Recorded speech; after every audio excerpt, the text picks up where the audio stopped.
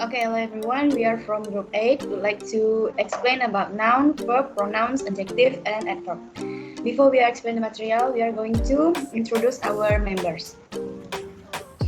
First ada Siona, second Ingrid, third Vanessa, fourth Aurel.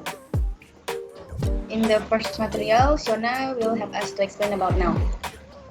Oke, yang pertama adalah nouns. Nouns atau kata benda dalam bahasa Indonesia adalah kata yang digunakan untuk menamai atau menyebut orang, benda, tempat, atau ide. Dengan kata lain, kata ini merujuk pada benda fisik dan juga konsep abstrak. Dan juga ini ada benda fisiknya, contohnya meja, rumah, telepon, dan juga konsep abstraknya ada waktu, ide, pendapat, usia, dan lain-lain. Next. Nah, lalu ada jenis dan contoh noun, di mana ada dua, yaitu yang pertama berdasarkan dari bentuknya ada dua, concrete noun, kata benda konkret, dan juga abstract noun, kata benda abstrak. Di mana concrete noun ini adalah noun yang dapat diamati oleh panca indera, yang sifatnya itu konkret dan juga merujuk pada secara langsung seperti yang disinggung. Contohnya bisa kita lihat example, book, eraser, bottle, flower, chair, classroom, star, and moon. Dan juga yang kedua ada abstract noun atau kata benda abstrak, di mana noun ini yang tidak diamati oleh panca indera. Dengan kata lain dia bersifat abstrak atau berkonsep keberadaan saja. Dan kata benda abstrak ini ditandai dengan akhiran h, ek, anch, ancient, ion, sion, tion, dom, hoots, ice, ims, man, nest, ship, ichi, chi. Dan example happiness, emergency, falsehood, freedom, communism, motivation, affections, dan ideal. Next. Dan juga selanjutnya berdasarkan bisa tidaknya dihitung. Ada dua juga, yaitu countable noun dan uncountable noun. Di mana countable noun ini adalah noun yang dapat dihitung. Ciri-cirinya tuh dapat diikuti dengan hitungan 1, 2, 3, 4, 5, dan seterusnya. Dan juga dapat dihitungi dengan partikel an dalam bentuk tunggal, dan dapat ditambah akhiran s atau is. Dan contohnya dengan kata house, yaitu a house, one house, three house. Dan juga dengan kata dictionary yaitu a dictionary, one dictionary. Dan selanjutnya yang kedua ada uncountable noun, di mana uncountable noun ini adalah noun yang tidak dapat dihitung, dan dengan ciri-cirinya sebaliknya dari countable noun, dia tidak dapat dihitung 1, 2, 3, dan juga tidak dapat dihitung dengan artikel a atau an, dan juga tidak dapat ditambah dengan es. Dan juga contohnya seperti di PPT ini adalah contoh yang salah, seperti kata milk, a milk, one milk, two milk. Uncountable noun ini itu adalah contoh yang salah. Yang benar adalah dengan kata milk, yaitu a glass of milk, two glasses of milk. Dan juga dengan kata cheese, yang benar itu adalah a block of cheese, two block of cheese. Oke, next. Dan juga yang ketiga ini ada mixed noun, di mana mixed noun ini adalah noun yang bisa menjadi countable and uncountable, tergantung dengan kondisi di mana ia digunakan. Seperti contohnya, I saw a hair on the floor. Nah, pada kalimat ini tuh hair itu tidak dapat dihitung, ditandai dengan artikel a di depannya. Dan juga she curled her hair. Dan hair ini ketika sudah di kepala tidak dapat dihitung karena tidak lazim untuk dihitung. Next. Oke, menurut pembagian dari common and proper nouns. Jadi common noun ini adalah noun yang mengacu pada hal-hal yang masih umum, sehingga penulisannya tidak menggunakan huruf kapital.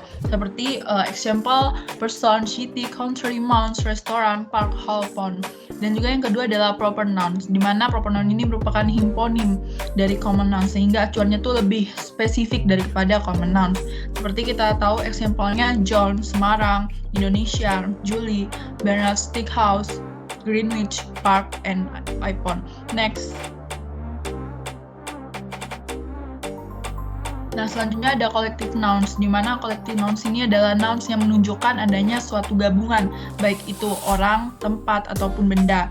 Nah, jadi seperti kita tahu example-nya bahwa ada army, community, government, fair, dan masih banyak lainnya. Seperti kita example-nya dapat dijamakan a pair of sandals atau sepasang sandal, two pairs of sandal atau dua pasang sandal. Next.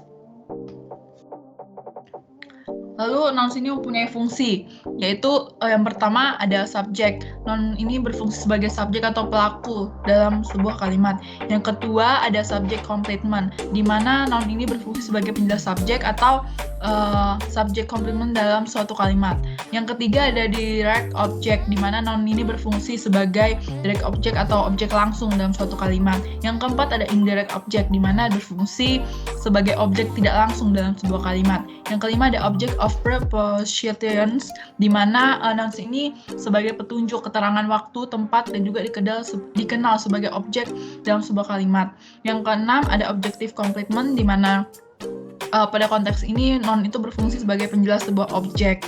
Yang ketujuh ada noun pars modifier, di mana fungsi ini adalah sebagai penjelas dan juga sekaligus bagian dari awal dari sebuah noun phrase.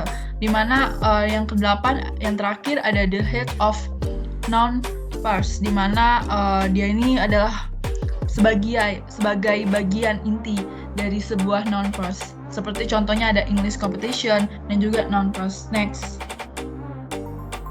Selanjutnya akan dijelaskan oleh Ingrid. Oke, materi yang kedua itu tentang verb atau kata kerja. Nah, di sini verb menunjukkan makna aktivitas dan kondisi atau keadaan. Nah, verb juga merupakan bagian dari part of speech yang sangat penting karena verb merujuk pada aktivitas atau kegiatan yang kita lakukan. Next. Nah, di sini ada tipe atau jenis-jenis dari verb. Nah, yaitu ada regular dan irregular verb, yaitu kata kerja beraturan dan juga kata kerja tidak beraturan. Nah, kata kerja beraturan yaitu kata kerja yang memiliki perubahan bentuk dalam verb kedua dan verb ketiga, lalu dilakukan dengan menambahkan di atau ed. Di sini ada contohnya, yaitu pada verb pertama infinitive, lalu verb kedua past tense, verb ketiga itu past participle. Nah, di sini ada contoh kata kerja dari cook. Nah, di verb kedua itu ada penambahan kata ed di belakang dari kata kerja tersebut. Selanjutnya itu sama halnya dengan contoh yang di atas tadi. Nah, lalu next. Nah, yang ini ada irregular verb, yaitu kata kerja tidak beraturan, yang perubahan bentuknya itu tidak beraturan pada verb kedua dan juga verb ketiga. Dan di situ bisa terlihat contohnya itu verb pertama present infinitive, verb kedua past, verb ketiga past participle. Di situ ada contoh dari kata make, yaitu di verb kedua berubah menjadi may, di verb ketiga berubah menjadi may. Lalu ada juga kata shine, di verb kedua dia berubah menjadi shone, di verb ketiga dia berubah menjadi shone, begitu seterusnya sampai ke bawah. Next.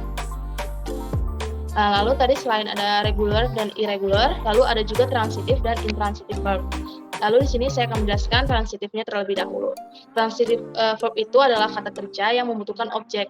Nah, di transitive ini dia membagi lagi dua kata kerja, yaitu monotransitive verb, lalu di transitive verb. Nah, monotransitive verb ini adalah kata kerja tunggal yang dimana polanya itu subjek, terus juga verb transitive dan plus objek. Contohnya, she bought a book, the pop singer canceled the concert. Lalu ada di transitive verb, yaitu kata kerja ganda yang dimana polanya itu subjek, terus juga verb transitive, lalu indirect object, kata tak langsung atau objek tak langsung, lalu direct object yaitu objek langsung. Nah, contohnya itu ada he lent me a car, he explained the problem to me. Next. Lalu selain ada transitive, ada juga intransitive verb. Nah, intransitive verb ini kata kerja yang tidak memerlukan atau menggunakan objek. Nah, kata kerja ini tuh dikelompokkan menjadi dua, yaitu complete predication, yang dimana terjadi ketika susunan subjek plus verbnya itu sudah dapat dipahami maknanya dan secara jelas dan menyeluruh. Nah, ini ada contohnya itu, polanya dia itu subjek, terus juga verb intransitif dan juga adverb. Contohnya ini ada I run fast. Nah, I-nya itu sebagai subjek, lalu run-nya itu sebagai verb intransitif, fast-nya itu sebagai adverb. Begitupun selanjutnya. Lalu ada yang kedua, incomplete predication. Incomplete predication ini terjadi bila mana susunan subjek plus verbnya itu maknanya belum bisa dipahami secara jelas dan menyeluruh. Nah, adapun polanya itu subjek, lalu linking verb, kata kerja penghubung, dan subjective complement, pelengkap subjek. Itu bisa dilihat be itu bagian dari linking verb. Nah, be itu termasuk yang termasuk be itu am, is, are, was, were, be, been, being. Nah, lalu di sini ada contohnya he is handsome.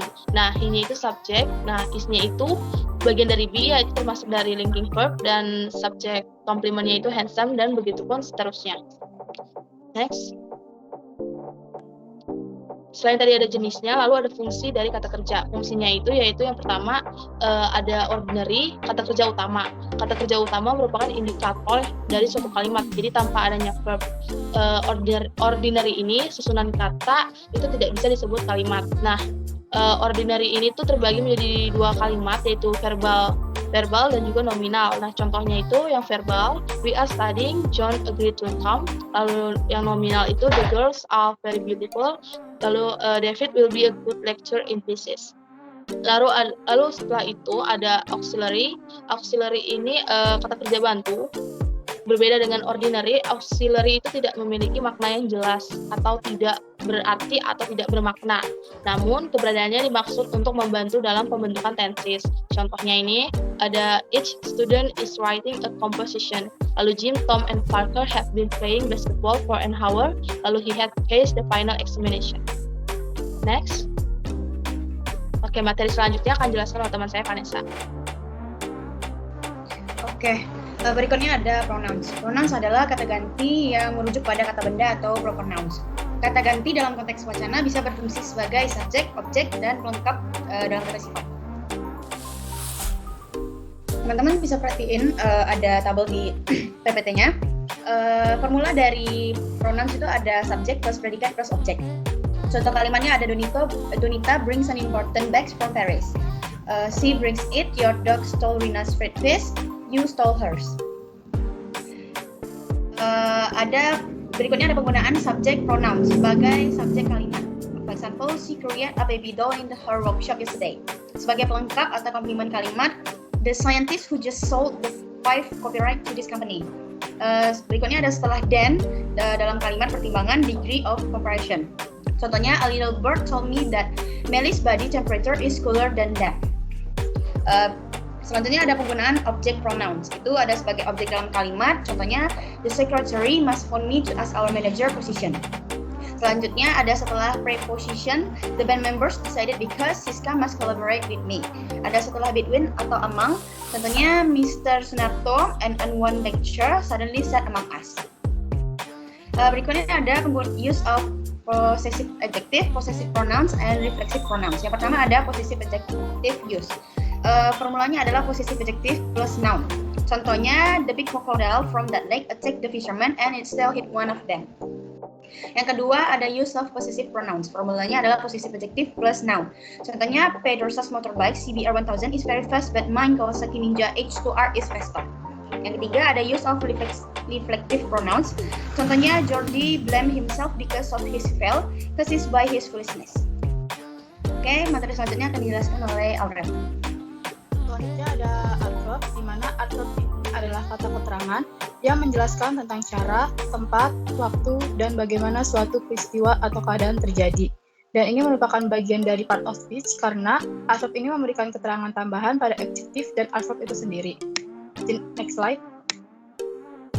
Di sini ada jenis-jenis adverb, di mana dalam buku AC Grammar tahun 2013 terdapat 8 macam jenis adverb. Yang pertama ada adverb of manner, yaitu suatu kata yang menerangkan bagaimana atau dengan cara apa suatu kegiatan dilakukan. Contohnya yaitu happily, sadly, bravely, hard, and fast. Dan bentuk kalimatnya seperti the child sleepy soundly.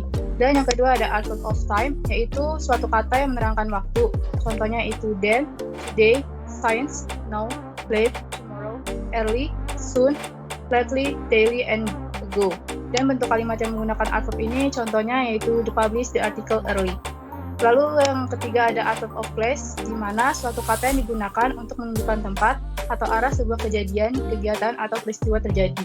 Contohnya yaitu there, south, north, west, here, and on the street. Dan bentuk kalimat yang menggunakan adverb of the place ini contohnya salah satunya yaitu the teacher stand in front of the class.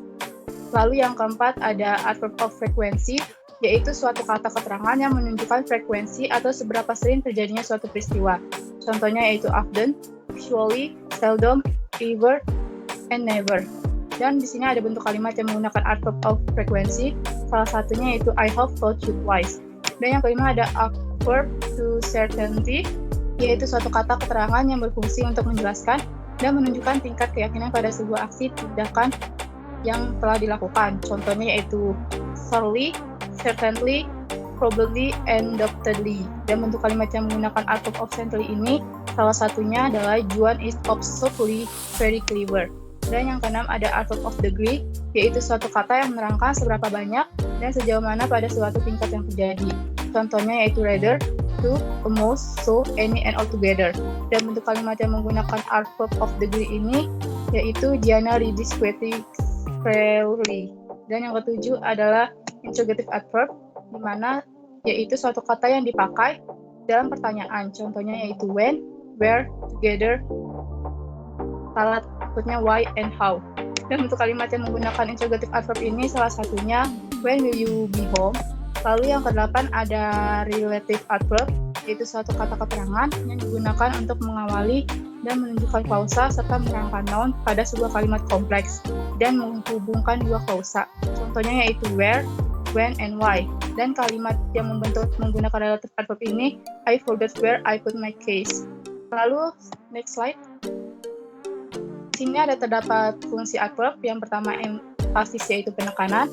Dan yang kedua adalah negation yaitu sebagai penyangkalan. Dan yang ketiga adalah conjunctive yang merupakan sebagai penyambungan.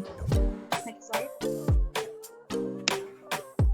Lalu di sini ada materi adjektif, di mana adjektif adalah sebuah kata yang menjelaskan sifat dari sebuah benda. Kata sifat merupakan bagian dari part of speech karena merupakan dasar bagi sebuah kalimat. Next slide. Di sini ada jenis-jenis adjektif. Yang pertama itu ada qualitative adjective, di mana ini digunakan untuk menjelaskan kualitas dari kata benda yang diterangkan. Contohnya, she is a nice girl. Lalu yang kedua ada quantitative adjective, di mana ini merupakan bentuk kata sifat yang berhubungan dengan kuantitas atau jumlah. Contohnya yaitu there are some friends in the house. Lalu yang ketiga ada numeric adjective, di mana ini digunakan untuk menyatakan jumlah namun lebih menggunakan angka. Contohnya adalah I need 5 friends in this team. Lalu yang keempat ada possessive adjective, yang merupakan bentuk kata sifat dengan menyatakan tentang sebuah kepemilikan. Contohnya, that is my boyfriend. Lalu yang kelima ada interrogative adjective, yaitu digunakan untuk memodifikasi sebuah kata. Contohnya adalah, where is your address? Lalu yang keenam ada demonstrative adjective, yaitu digunakan untuk menunjukkan pada sesuatu hal. Contohnya, these are my family. Lalu next slide. Lalu di sini ada fungsi adjektif secara garis besar. Fungsi adjektif itu yang pertama ada sebagai penjelasan, yang kedua itu sebagai penjelasan objek, dan yang ketiga ada sebagai penjelasan noun phrase, lalu yang keempat sebagai inti adjective phrase, dan yang kelima adalah sebagai perbandingan. Alright, that's all about our presentation. Thank you for watching.